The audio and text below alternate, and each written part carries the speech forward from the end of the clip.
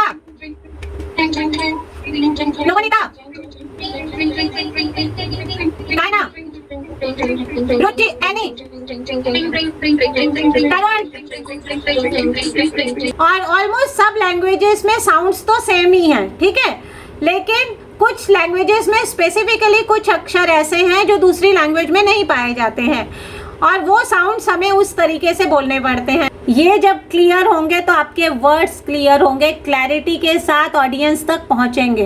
Otherwise अर्थ का अनर्थ बनते देर नहीं लगती। जरा सोचिए, अपना जीवन यानी मोबाइल है।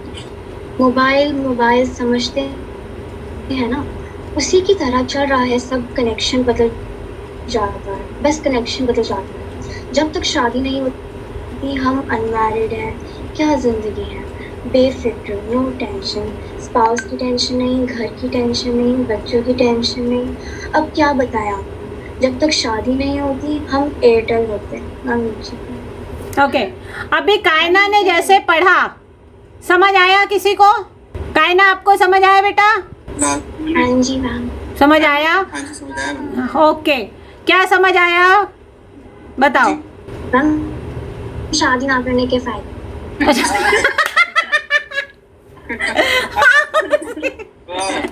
हाँ स्वीट गुड मैडम, शादी ना करने का। अच्छा, इसको ऐसे पढ़ो, जरा सोचिए, अपना जीवन यानी मोबाइल है। मोबाइल समझते हैं ना, उसी तरह चल रहा है सब, बस कनेक्शन बदल जाता है।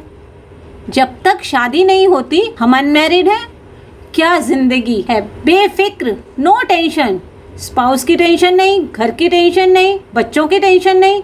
अब क्या बताएं आपको, जब तक शादी नहीं होती हम एयरटेल होते हैं। जरा सोचिए, अपना जीवन यानी मोबाइल है। मोबाइल समझते हैं ना, उसी की तरह चल रहा है अब, बस कनेक्शन बदल जाता है। जब तक शादी नहीं होती हम अनमैरिड हैं।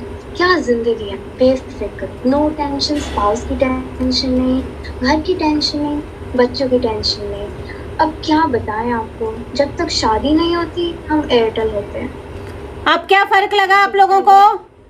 अब उसने पॉजेस लिए जगह जगह, है ना, उसने पॉजेस लिए और उस हिसाब से उसने किया, कहाँ कॉमा देना है, कहाँ फुल स्टॉप है, ये किया। जब हम थिएटर में कोई चीज़ पढ़ते हैं तो हमारे पॉजेस और full stop should be heard, वो सुनाई देने चाहिए। पॉजेस और फुल स्टॉप के सुनाई देने का क्या मतलब होता है? What do you understand by pauses and full stops should be heard? आपका आखिरी अक्षर भी उतना ही इम्पॉर्टेंट है जितना पहला अक्षर, और वो भी उसी तरीके से सुनाई देना चाहिए। आप अपना डिक्शन, प्रोनाउंसिएशन और आर्टिकुलेशन को किस तरीके से सही रख सकते हैं।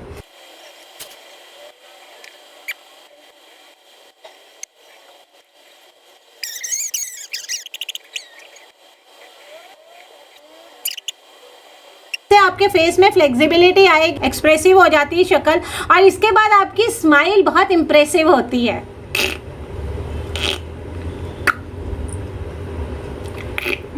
मस्त। अब आपको ये मैंने काफी सारी एक्सरसाइजेस दे दी हैं।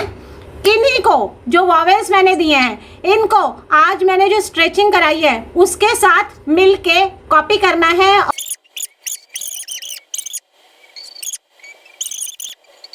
सारी एक्सरसाइजेस करनी है।